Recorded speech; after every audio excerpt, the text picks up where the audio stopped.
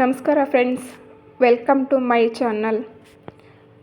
ಶುರುವಿನಲ್ಲಿ ರೋಹಿಣಿ ತಲೆ ಮೇಲೆ ಕೈಯೊತ್ತು ಕುಳಿತಿರುತ್ತಾರೆ. ಆಗ ಅಲ್ಲಿಗೆ ಶಾಂತಿ ಬರುತ್ತಾಳೆ. ಆಗ ರೋಹಿಣಿ ಶಾಂತಿಯನ್ನು ನೋಡಿ ಗಾಬರಿಯಿಂದ ಅತ್ತೆ ಕುತ್ಕೊಳ್ಳಿ ಅನ್ನುತ್ತಾಳೆ. ಅದಕ್ಕೆ ಶಾಂತಿ ಕೋಪದಿಂದ ನಾನು ಕುತ್ಕೊಳ್ಳೋದಿಲ್ಲ ಅಂತಾಳೆ. ಅದಕ್ಕೆ ರೋಹಿಣಿ ಓಡಾಡ್ತೀರಾ ಅಂತಾಳೆ. ಅದಕ್ಕೆ ಶಾಂತಿ ನಾನು ಓಡಾಡೋದಿಲ್ಲ ಅಂತಾಳೆ.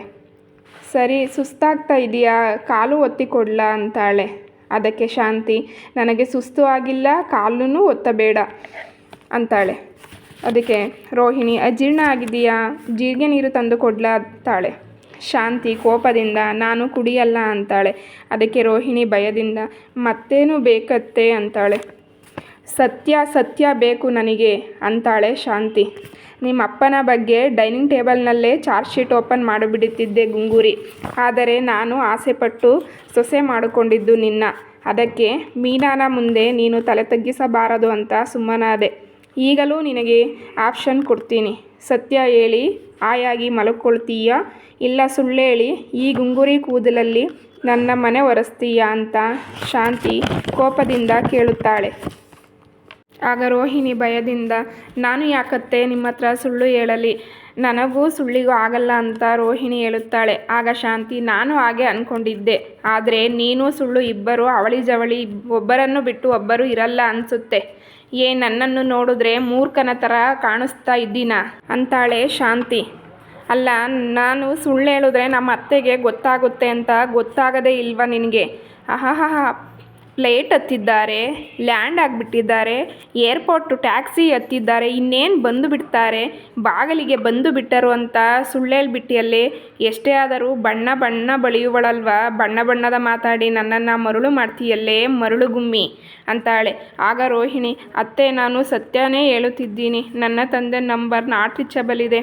ಅವರು ಫ್ಲೈಟ್ ಹತ್ತೋಕ್ಕೂ ಮುಂಚೆ ನಾನು ಅವರ ಹತ್ರ ಮಾತನಾಡಿದ್ದೀನಿ, ಆದರೆ ಅವರ ನಂಬರ್ ಯಾಕೆ ನಾಟ್ ರೀಚಬಲ್ ಆಯಿತು ಅಂತ ನನಗೂ ಗೊತ್ತಾಗ್ತಿಲ್ಲ ಅಂತಾಳೆ. ಆಗ ಶಾಂತಿ ಇನ್ನೂ ಕೋಪದಿಂದ ನೀನೇನಾದರೂ ನಿಮ್ಮಪ್ಪ ಇದ್ದಾನೆ ಅಂತ ಭ್ರಮೆಯಲ್ಲಿ ಮಾತಾಡ್ತಿದ್ದೀಯಾ, ಅಸಲಿಗೆ ಅವರು ಇದ್ದಾರಾ ಅಥವಾ ಹೊಗೆ ಏನಾದರೂ ಹಾಕಿಸ್ಕೊಂಡು ಬಿಟ್ಟಿದ್ದಾರಾ ಅಂತಾಳೆ ಶಾಂತಿ. ಅದಕ್ಕೆ ರೋಹಿಣಿ ಯಾಕತ್ತೆ ಆಗಾಗ ಹೀಗೆ ಚಿತ್ರಹಿಂಸೆ ಕೊಡ್ತಿದ್ದೀರಾ, ನಿಜವಾಗಲೂ ಅವ್ರ ಹತ್ರ ಮಾತಾಡಿದೆ, ಅವರು ಬರ್ತೀನಿ ಅಂತಲೇ ಹೇಳಿದರು, ಯಾಕೆ ಬರಲಿಲ್ಲ ಅಂತ ಗೊತ್ತಿಲ್ಲ ಅತ್ತೆ. ಅಪ್ಪ ನನ್ನವರಾದರೂ ಚಿಕ್ಕಮ್ಮ ನನ್ನವರು ಅಲ್ವಲ್ಲ, ಅವರು ಏನು ಹೇಳಿಕೊಟ್ಟಿದ್ದಾರೋ ನಮ್ಮ ಅಪ್ಪನಿಗೆ, ಯಾಕೆ ಬರಲಿಲ್ವೋ ಅಂತ ರೋಹಿಣಿ ಹೇಳುತ್ತಾಳೆ. ಆಗ ಶಾಂತಿ ಇದನ್ನೆಲ್ಲ ಕೇಳ್ತಾ ಕೂತ್ಕೊಳ್ಳೋಕ್ಕೆ ನಾನು ರೆಡಿ ಇಲ್ಲ, ಹೇಳ್ತಿದ್ದೀನಲ್ಲ ಕೇಳು. ನೀನು ಕೇಳಿದ ತಕ್ಷಣ ದುಡ್ಡು ಕಳಿಸಿದ್ದಾರೆ ಅಂದರೆ ನಿಮ್ಮ ಅಪ್ಪನಿಗೆ ನಿನ್ನ ಮೇಲೆ ಪ್ರೀತಿ ಇರುತ್ತೆ, ನೀನು ಅದನ್ನು ಯೂಸ್ ಮಾಡಿಕೊಂಡು ನೀನು ಅವರನ್ನು ಇಲ್ಲಿಗೆ ಕರೆಸಲೇಬೇಕು ಅಂತಾಳೆ. ಆಗ ರೋಹಿಣಿ ಹೇಗತ್ತೆ, ನಾನು ಹೋಗಿ ಕರೆದುಕೊಂಡು ಬರೋಕ್ಕಾಗುತ್ತಾ, ನಾನು ಹೇಳಿದ್ದೆ ಅಲ್ವಾ ಅತ್ತೆ ಅವರಿಗೂ ನನಗೂ ಆಗಲ್ಲ, ಅವರು ಬರಲ್ಲ ಅಂತ. ಅವಾಗೆಲ್ಲ ಒಪ್ಕೊಂಡು ಈಗ ನೀವು ಈ ರೀತಿ ಬೈಯೋದು ಸರಿನಾ ಅಂತಾಳೆ ರೋಹಿಣಿ. ಆಗ ಶಾಂತಿ ಕೋಪದಿಂದ ಗುಂಗೂರಿ ಸರಿನಾ ತಪ್ಪ ಅಂತ ನನ್ನ ಹತ್ರನೇ ಕೇಳಿದ್ರೆ ಹಾಕ್ಕೊಂಡು ಮೊಟಕ್ಬಿಡ್ತೀನಿ. 1000 ಸುಳ್ಳೇಳಿ ಒಂದು ಮದುವೆ ಮಾಡಿ ಅಂತ ಹೇಳೋದನ್ನು ಕೇಳಿಲ್ವೇನೆ ಅಂತಾಳೆ ಶಾಂತಿ.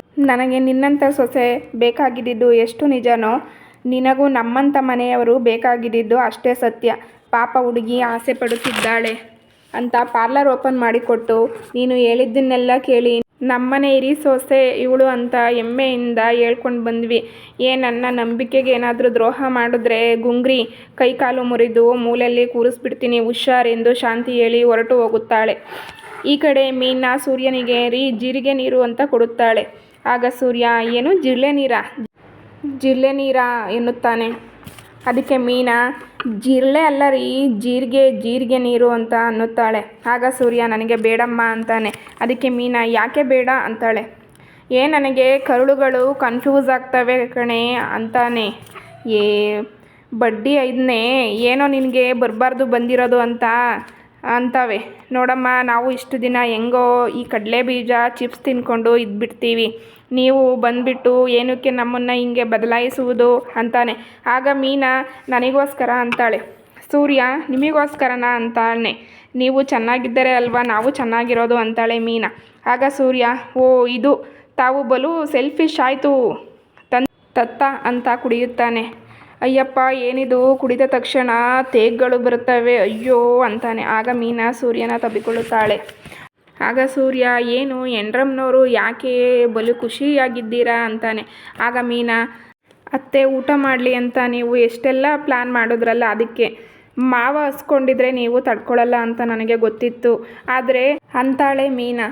ಆಗ ಸೂರ್ಯ, ಅಮ್ಮ ಅಲ್ವೇನಮ್ಮ, ಅವರು ಹಸುಕೊಂಡಿದ್ರೆ ನಾನು ಹೆಂಗೆ ತಡ್ಕೊಂಡಿರಲಿ ಅಂತಾನೆ. ಆಗ ಮೀನಾ, ಆಗಲ್ಲ, ಮನೆಗೆ ಬಂದು ಇಷ್ಟು ದಿನ ಆಯಿತು, ನೀವು ಊಟ ಮಾಡಿದ್ರಾ ಇಲ್ಲ, ಎಲ್ಲಿದ್ದೀರಾ, ಹೇಗೆ, ಏನು ಮಾಡ್ತಿದ್ದೀರಾ, ಹುಷಾರಾಗಿದ್ದೀರಾ ಇಲ್ವಾ ಅಂತ ಒಂದು ಮಾತು ಕೇಳಲಿಲ್ಲ ಅಲ್ವಾ, ಆದರೆ ನೀವು ಅವ್ರ ಮೇಲೆ ಅಷ್ಟೊಂದು ಪ್ರೀತಿ ತೋರಿಸ್ತೀರಲ್ವಾ ಅಂತ ಕೇಳ್ತಾಳೆ. ಆಗ ಸೂರ್ಯ, ಗೊಬ್ಬರ ತಿಂದ ಮರ ಗೊಬ್ಬರನೇ ಕೊಡುತ್ತಾ, ಅದು ಹಣ್ಣನ್ನೇ ಕೊಡೋದು ಅಲ್ವೇನಮ್ಮ. ಏನು ಗೊತ್ತಾ ಮೀನಮ್ಮ, 4-6 ಜನ್ಮದಿಂದೆ ನಾನು ಖತರ್ನಾಕ್ಕಾಗಿ ಹುಟ್ಟಿ ಬೇಜಾನ್ ಪ್ರೀತಿ ಮಾಡೋ ಅಮ್ಮನಿಗೆ ಎರ್ರ ಬಿರ್ರಿ ಕಾಟ ಕೊಟ್ಬಿಟ್ಟಿರ್ತೀನಿ ಅನಿಸುತ್ತೆ. ಅದಕ್ಕೆ ಈ ಜನ್ಮದಲ್ಲಿ ನನಗೆ ತಾಯಿ ಪ್ರೀತಿ ಸಿಕ್ಕಲಿಲ್ಲ. ಒಂದು ಹಾಡಿನ ಸಾಲನ್ನು ತಿಳ್ಕೊಂಡಿದ್ದೀಯಾ?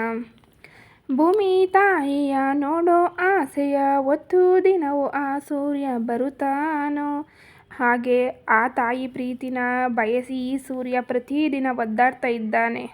ಪ್ರೀತಿನೂ ಸಿಗಲಿಲ್ಲ, ತಾಯಿನೂ ಸಿಗಲಿಲ್ಲ. ಮೀನಮ್ಮ, ಶ್ರೀಮಂತಿಗೆ ಹಣ ಐಶ್ವರ್ಯ ಎಲ್ಲ ಕೊಡೋ ಲಕ್ಷ್ಮೀ ಕೃಪೆ ಇಲ್ದಂಗೆ ಇದ್ದರೂ ಪರವಾಗಿಲ್ಲ, ಹೆಂಗೋ ಬದುಕ್ಬಿಡ್ಬಹುದು. ಮೀನಾ, ಮಮತೆ ವಾತ್ಸಲ್ಯ ಕರುಣೆ ಪ್ರೀತಿ ಇದನ್ನೆಲ್ಲ ಕೊಡೋ ತಾಯಿ ಅನ್ನೋ ದೇವ್ರು ಇಲ್ಲದೆ ಬದುಕೋಕೆ ಆಗಲ್ಲ.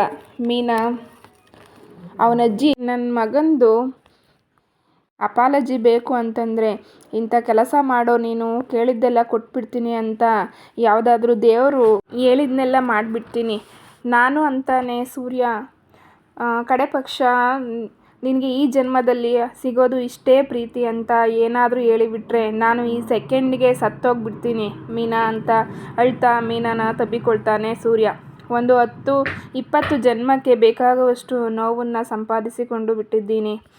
ಒಂದೇ ಒಂದು ಕ್ಷಣ ನನಗೆ ನನ್ನ ಜನ್ಮ ಕೊಟ್ಟ ನನ್ನ ತಾಯಿ ನಮ್ಮ ಅಮ್ಮನ ತೊಡೆ ಮೇಲೆ ಮಲ್ಕೊಂಡು ಸ್ವಲ್ಪ ಕಣ್ಣೀರು ಹಾಕ್ಬಿಟ್ರೆ ಈ ಜನ್ಮ ನನಗೆ ಸಾರ್ಥಕ ಕಣೆ. ಅದೇ ಆಗ್ತಾ ಇಲ್ಲ. ಮನೆ ದೇವರ ಕೋಪನ ಯಾವ ದೇವರ ಶಾಪನ ಗೊತ್ತಾಗ್ತಾ ಇಲ್ಲ ನನಗೆ.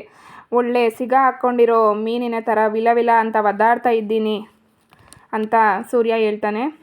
ಆಗ ಮೀನಾ, ಆಗಿದ್ದು ಅವ್ರ ಜೊತೆ ರೇಗಿಸೋದು ಯಾಕೆ ಅಂತಾಳೆ. ಆಗ ಸೂರ್ಯ, ಏಲೇ, ನಾನು ಇರೋದೇ ಹಿಂಗೆ, ನಾನು ಏನು ಮಾಡಲಿ. ಮಾರಿ ಅನ್ನೋ ದೇವರ ಹಠಮಾರಿ ಅನ್ನೋ ಪೂಜಾರಿನೇ ಹೋಲಿಸ್ಕೊಳಕ್ಕಾಗೋದು. ಸಾಧು ಥರ ಇದ್ದರೆ ಸಾಧು ಕೋಕಿಲ ಕಾಮಿಡಿ ಆಗೋಗುತ್ತೆ ಕಣೆ ನನ್ನ ಜೀವನ. ಮುಂದಿನ ಭಾಗವನ್ನು ಮುಂದಿನ ಸಂಚಿಕೆಯಲ್ಲಿ ತಿಳಿಸುತ್ತೇನೆ. ಪ್ಲೀಸ್ ಈ ವಿಡಿಯೋ ನಿಮಗೆ ಇಷ್ಟ ಆಗಿದ್ದರೆ ಪ್ಲೀಸ್ ಶೇರ್ ಮಾಡಿ, ಕಾಮೆಂಟ್ ಮಾಡಿ, ಹಾಗೆ ಸಬ್ಸ್ಕ್ರೈಬ್ ಮಾಡಿ.